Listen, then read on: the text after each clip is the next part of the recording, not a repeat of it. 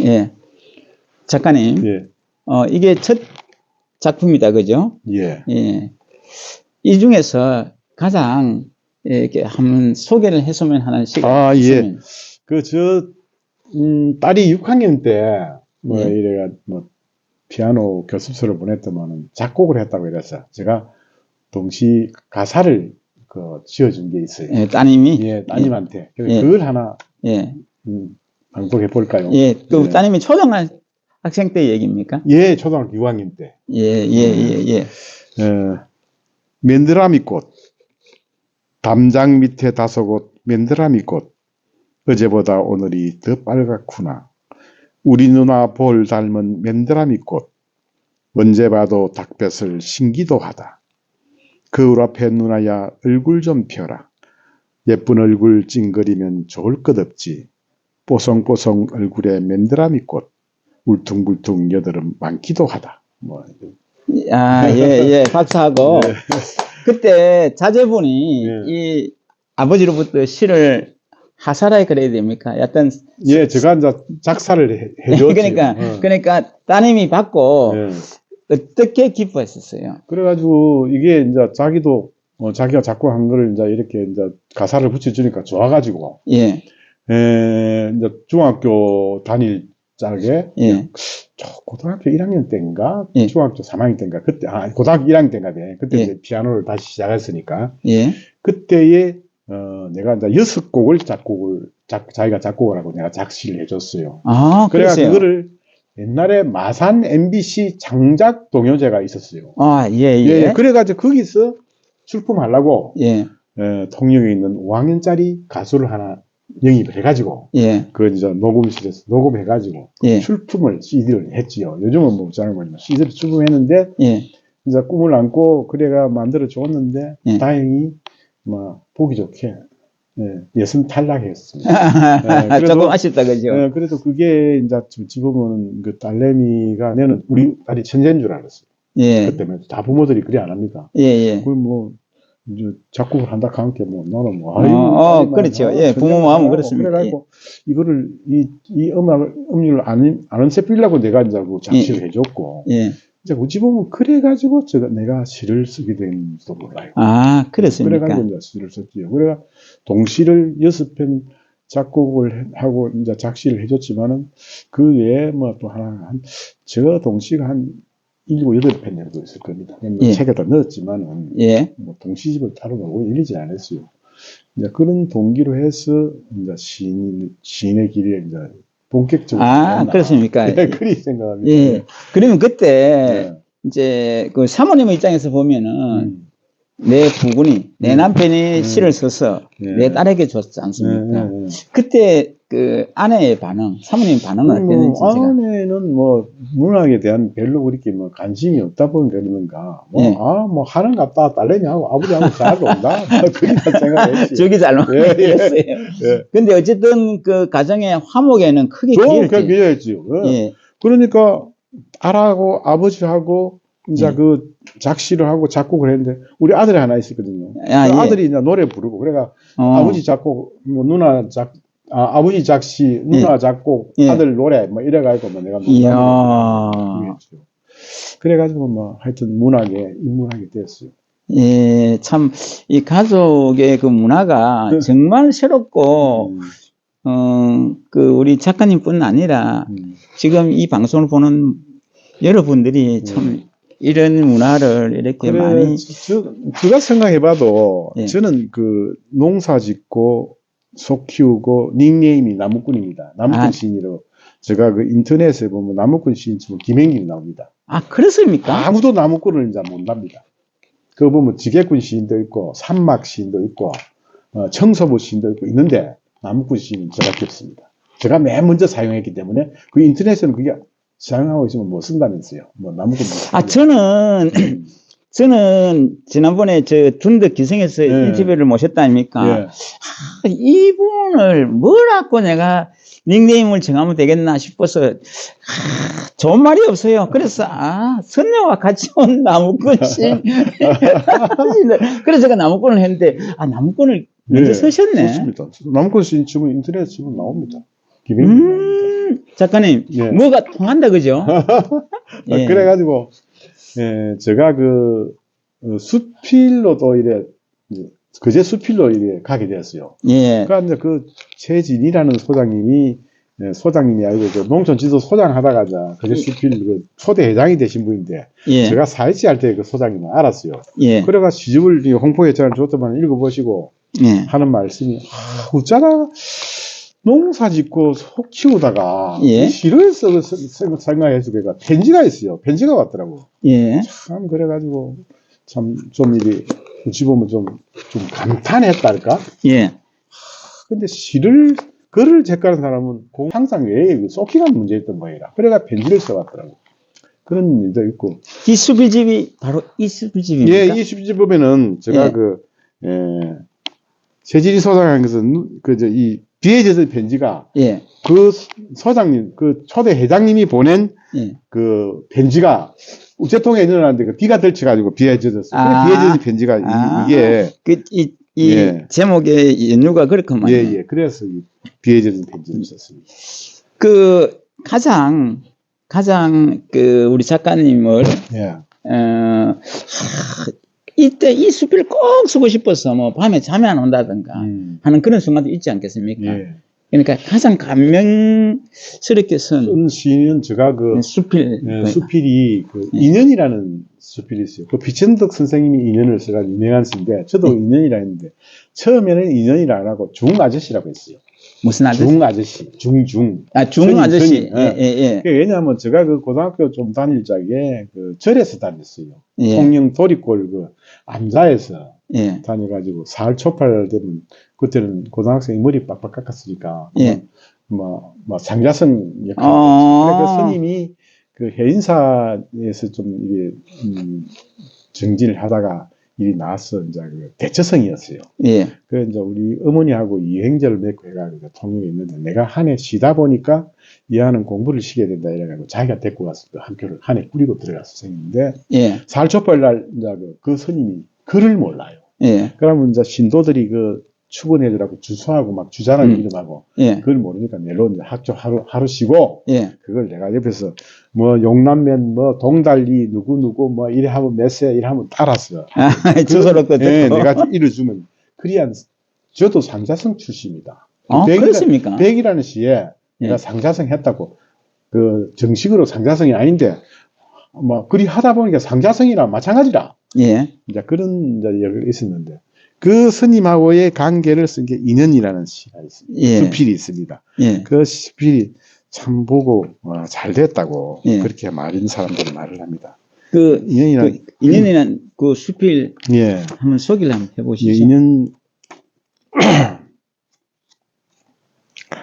76페이지.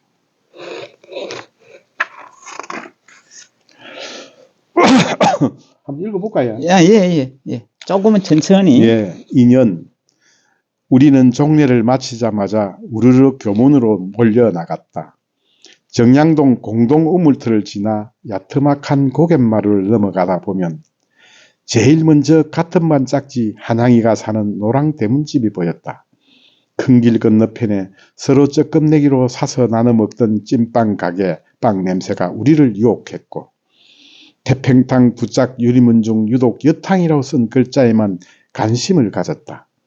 보초가 서있던 충무경찰서 유치장 담장 밑에 와서는 쟁걸음으로 통과했고 동래극장 맹지병은 이문당 서점의 네온사인 간판불이 하나둘 켜지기 시작하는 도해지 방거리를 눈을 희둥그레 뜨고 나만 촌티를 내며 걸었다. 하늘을 지나 짐수런이 있던 오행당 골목길을 접어들면서부터는 우리들의 숫자는 점점 줄어들어 둔덕에서 같이 유학 온 친구 정열이가 하숙하던 서호동 해방다리가부터는 혼자서 걸어가야만 했다. 두 보리 유난히 붉은 멘도사가 머리를 감겨주던 두령국민학교 옆 이발관을 지나 꼬불꼬불한 길을 빠져나오면 통영여고 정문 앞에 이르게 된다. 그날도 여느 날처럼 피아노 소리가 양옥집 창문의 불빛과 함께 새어나왔고 무슨 곡인지도 모른 채 그저 황홀한 선율에 멍하니 듣고만 서 있었다. 공목이 크시코스의 우편마차라는 것을 한참 세월이 흐른 뒤에야 알게 되었다. 에나멜 비늘구두를 예쁘게 신고 2인 삼각 경기를 하듯 타박타박 발맞추어 걸어가던 갈래머리 소녀들. 그들과 등 하굣길이 언제나 반대였던 나는 제전 사람처럼 비껴서서 하얀 교복 칼라가 스쳐 지나가기를 기다렸었다. 은행 중 그때의 피아노 소리와 갈래머리 소녀들의 모습이 내리야 각인되어 있었던지 훗날 딸을 통영여고에 보내게 되었고 넉넉지 못한 살림살이에도 대학에서는 굳이 피아노를 전공시켰다. 복숭아꽃 향기를 맡으며 밭둑길을 부지런히 오들여다보면 어느덧 도리골 좌측에 암자의 불빛이 보였다. 반갑게 뛰어와 안기던 천진한 어린 동생들. 지느러미도 제대로 제거하지 않은 맹태국을 끓여놓고 목젖이 없는 숙모님은 고맹맹이 소리로 밥부터 먹으라고 재촉을 했다. 내가 중학교를 졸업하고 진학을 포기한 채 집에 놀고 있을 때였다. 바락을 메고 탁발 온 스님 한 분 계셨는데 곡식을 시주받고도 바로 가지 않고 하둔 연부를 끝까지 마치고 가더란다. 어머님이 궁금하여 그래 가지고 하루 몇 집이나 돌겠수 하자 스님은 누가 뭐래도 부처님의 가르침대로 탁발을 한다고 하더란다. 그렇지 않아도 불심이 깊었던 어머니는 그 말에 감복하여 스님의 절을 신도가 되었고 행자처럼 지나게 되었다. 그래서 내 처지를 안타깝게 여긴 스님이 배려로 생각지도 않았던 그제섬에서 통영도예지 고등학교에 유학을 가게 되었다. 그렇게 가고 싶었던 고등학교를 절에서 다니게 되었다. 절이라고 해야 도천동 도리골 골짜기에 두 칸으로 된 암자였다. 요새새 튀긴 가정집은 슬레이트에 얼기설기 시멘트도 바르지 않은 노출 볼록집이었다. 나는 부처님을 모셔놓은 옆방에서 잠을 잤다. 대처성인 아저씨는 암자의 주인이자 주지스님이었다. 소파일자는 아예 학교를 결석하고 까까머리 그대로 동자승이 되어 스님을 도왔다. 신도분들이 언제 이렇게 큰 아들이 있었냐며 스님에게 물었고 그러면 제 생질론입니다 하고 일일이 변명하듯 설명을 하였다. 절에서 학교까지는 버스를 타고 가면 거리가 얼마 아니었지만 버스를 타러 산에서 내려가고 또 버스에서 내려 학교까지 걸어가는 것이 보통 힘든 일이 아니었다. 그러나 무엇보다도 버스 탈 돈이 없었다. 그래서 일주일에 반 정도는 지각을 하게 되었고 몸도 마음도 피곤하여 공부가 제대로 되지 않았다. 급기야 학교 근처에다 방을 옮겨달라고 집에 와서 때를 썼고 방 얻어줄 또 행편이 못되었던 어머니의 눈물 어린 설득에도 나는 끝끝내 자퇴를 하고 말았다. 중아저씨, 동생들과 그렇게 불렀다. 오바의 은연은 사춘기의 내 인생에 커다란 영향을 미쳤다. 부처님 모셔놓은 옆방에 자면서 새벽마다 아저씨의 연불 소리에 잠이 깨었고 연불을 반복해 듣다 보니 자연적으로 불경을 외우게 되었다. 천수신경은 저절로 따라할 정도의 불교가 내 영혼 깊숙이 자리 잡게 되었다. 그때 학교를 그만두지 않고 계속 다녔더라면 지금쯤 나도 어느 절간에 스님 노릇하고 있을지도 모른다. 그러나 나의 학창시절은 통영시 임평동 우르께 김씨 문중모가 있던 잔디밭 등에서의 봄소풍이 마지막이었다. 군대를 갔다 오고 또 결혼을 하고 그러고도 세월이 한참 흐른 뒤 도리골 절로 한번 찾아간 적이 있다. 중아저씨는 일찍 세상을 떠나셨고 있어야 할 부처님도 어린 동생들도 어디에도 보이지 않았다. 장애인이신 숙모님만 홀로 빈집을 지키고 있었다. 흘러간 세월 탓이었을까? 숙모님은 나를 잘 못 알아보셨고 여전한 고백맹이 말은 무슨 말을 하는지 도저히 알아들을 수가 없었다. 당시 7살과 5살이었던 기태와 도순이 남매도 있었다면 좋았으련만 서먹서먹한 분위기 탓에 다시 들르겠다는 말만 남겨놓고 산을 내려오고 말았다. 당연히 늙으신 숙모님을 다시 찾아가서 뵙고 보살펴 드리는 것이 그동안의 도리일진데 그러지 못하는 이 무심함이 중아씨에 대한 배은망덕은 아닐까.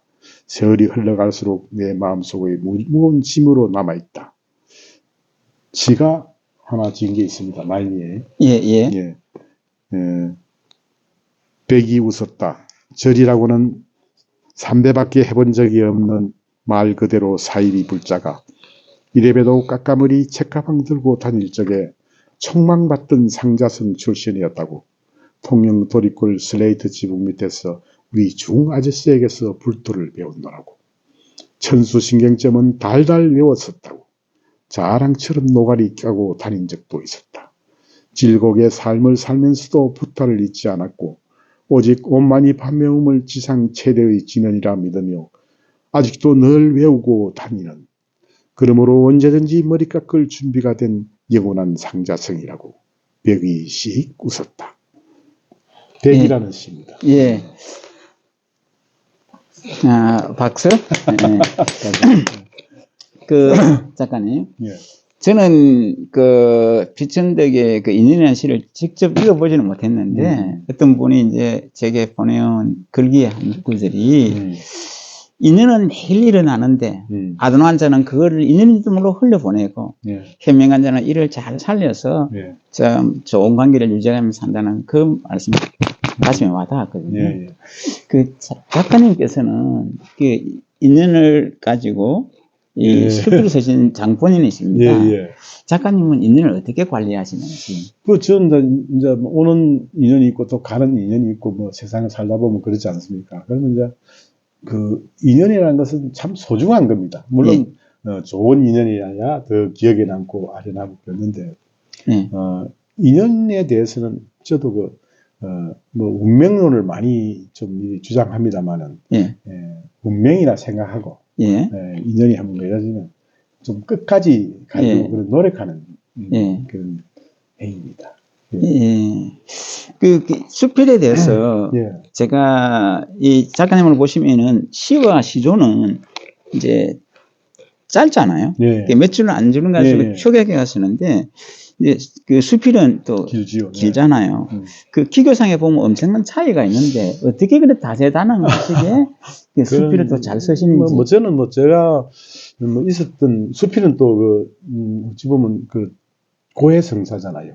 자기가 했던 거를 비천덕의 인연도 소설이라는 사람들이 있더라마는 요즘은 이제 그 추세들이 약간 가식이라든지 소설을 가미를 해도 된다는 이런 사람도 있어요. 근데 수필은 자기에게 진실된 시스템이 그걸 해야 수필이고, 그걸 안 하면 자기 생각을 철학을 위한 에세이 서양에서 말하는 그런 게 되지.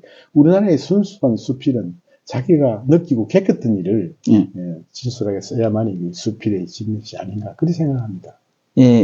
그럼 이제 저는 이제 발명을 좀 즐기는 사람으로서 발명을 하고 나면은 이 발명품이 제 자식과 같거든요. 그렇죠. 그 작가님께서는 이제 시를 썼을 때의 내 소감, 시한편을 썼을 때의 소감, 시조를 한 편 썼을 때의 소감, 수필을 한 편 썼을 때 그 세 가지를 조금 구분해서 좀 한 말씀씩. 이제 시나 시조는 비슷합니다. 그건 비슷하네. 왜냐면 그게 전에 한번 인용을 하자면 서정주 시인이 그런 말을 했어요. 좋은 글귀 문구를 하나 생각해 쓰고는 너무 좋아서 마당에서 당나귀처럼 뒹굴었다 이런 말을 했어요. 그러니까 그게 이제 우리도 그렇게 느껴요. 생각도 안 하는 식구가 떠올라서 딱 쓰고 보면 그게 너무나 그 시하고 딱 일체가 맞아 떨어질 적에 그 희열이라는 것은 시인으로서는 참 느끼는 게 큽니다. 세상 뭘 하고도 바꿀 수 없어요. 그런 희열과 행복감을 느끼기 때문에 그 시심의 세계에 들어가는 거다, 그죠? 그러니까 이 글이라는 이 귀, 독자들이 봐서도 감명을 받고 좋아하는 것도 있지만, 자기 스스로도, 그러니까 자기가 좋아해야 세상에 내놔야 남도, 저런 말도 있지 않습니까? 자기가 울지 않게 쓴 글은 남도 울지 않는다. 그럴 정도로 이제 할 정도는 말이 있는데, 자기가 좋아야 남들도 좋아합니다. 그리고 수필은 좀 문장이 조금 시보다는 길잖아요. 그러면 그게 이제 숨이 상관을 해서 그게 쫙 한 줄로 나가야 되는데 가다가 또 다른 게 들어오고 이러면 수필이 안 된다고 우리가 그렇게 배웠어요. 그런데 그게 수필이 한 주제로 쭉 그렇게 써서 문장이 딱 맞아 떨어지기가 처음 쓰는 사람들은 좀 어렵지요. 그런데 이제 그걸 쓰다 보면 이제 글이 됩니다. 그럼 이제 그게 기성정결이라든지 이런 게 딱 맞아 떨어져서 딱 하나도 내가 봐서는 흠잡을 데가 없다. 이제 그리 할 때 희열을 느끼지요. 근데 또 남들이 보면 또 지적사항이 있긴 있습니다. 제가 카라의 노래입니까?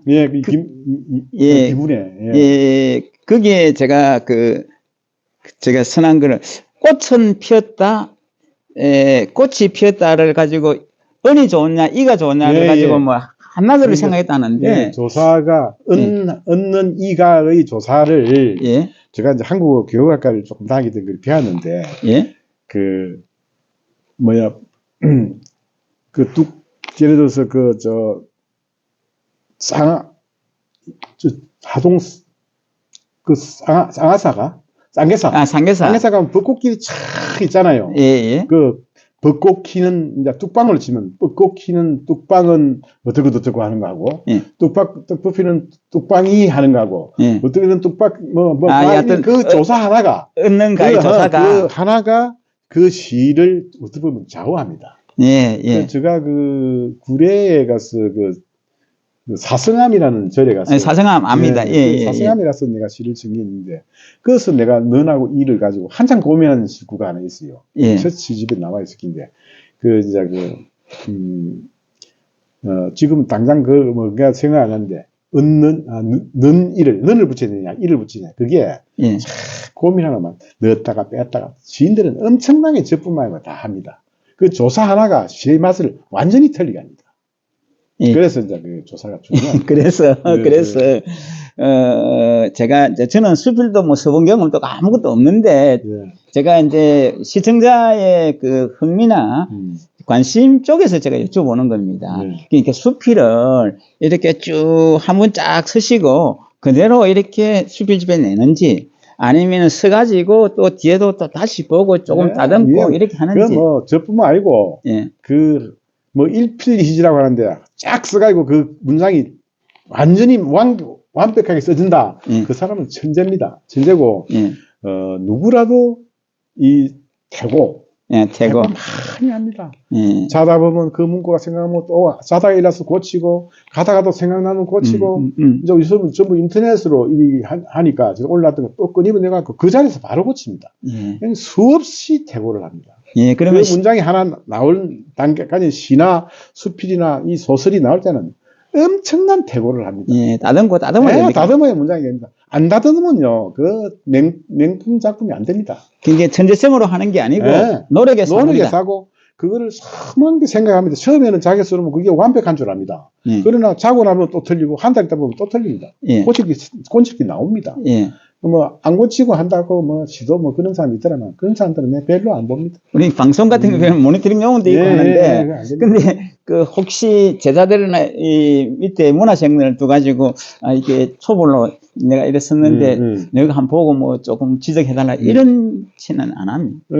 뭐 저도 뭐 제자라고는 뭐 볼 수는 없지만 이제 글이 혹시 이제 좀 봐달라는 사람이 혹시나 있습니다. 그러면은 그 글이 보면 이제 좀 처음 하는 사람들 보면 아무래도 서툴지요.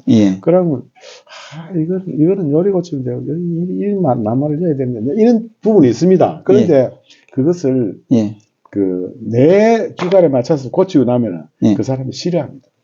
그런데 이제 문장이 뭐 좀 안 맞다든지 뭐 조금 뭐 띄어쓰기가 틀렸다든지 뭐 조금 뭐 조사를 바꾼다는 이런 거는 되는데 그 어떤 그 자기들이 선정해서 한 낱말들을 전체 다 같으면 싫어합니다.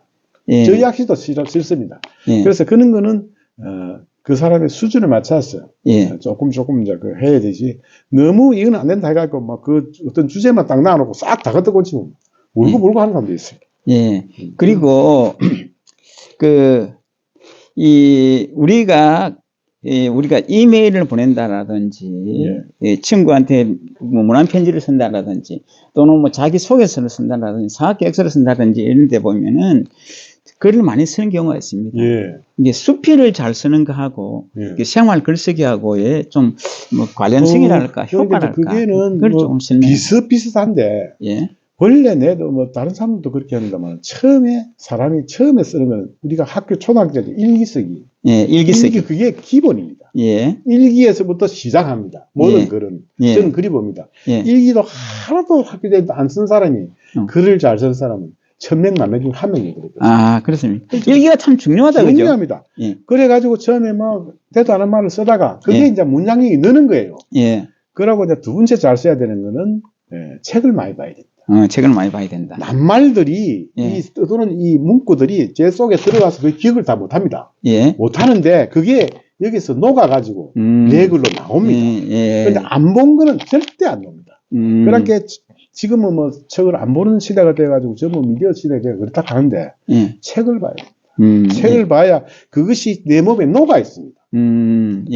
그래 문자한가 석근기 이런 말도 있는데 책이 많이 쓰는 석근기를 듣고 사람을 보면 저 사람이 역시 좀 글을 시인나 같으면 석근기가 느낀다. 문자향이 난다.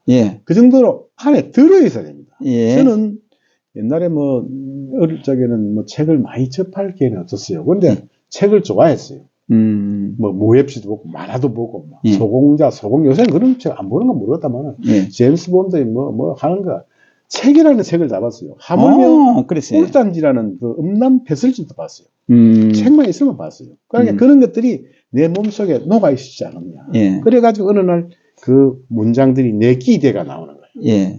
남의 지식을 들었다. 내가 집어였는데 내 속에서 나오면 내 말이 내 지식이 돼 나갑니다.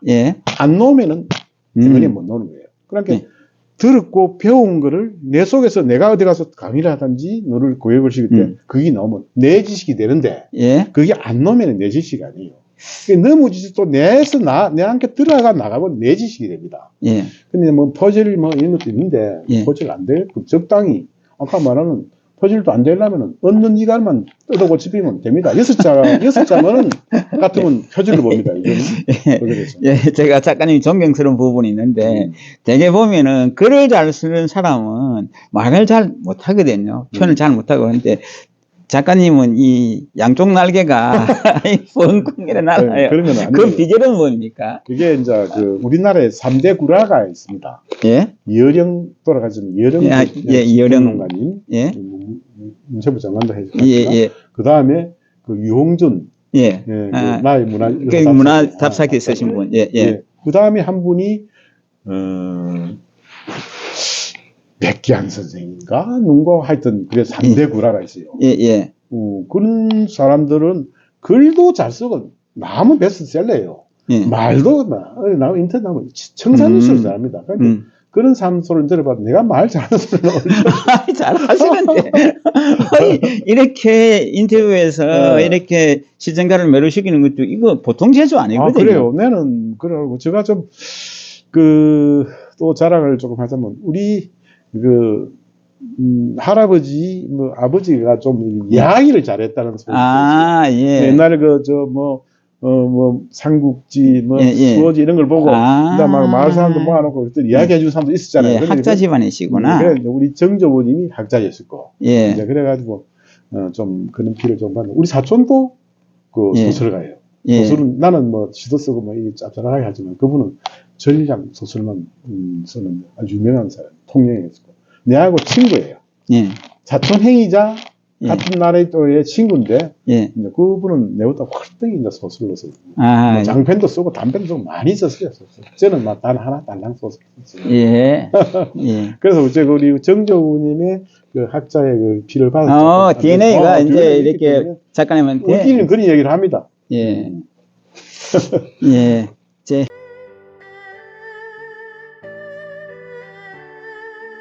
하늘 아래 첫 동네 선생님의 가게를 이 번화가 한복판으로 옮겨드리겠습니다.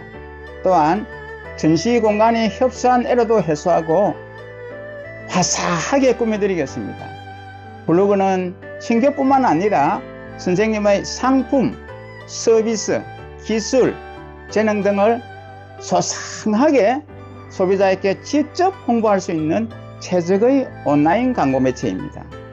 헨리 포드가 귀족들만이 타던 자동차를 대중화하였듯이 저는 여러분의 비즈니스 헬퍼가 되겠습니다. 주저없이 전화 주십시오. 감사합니다.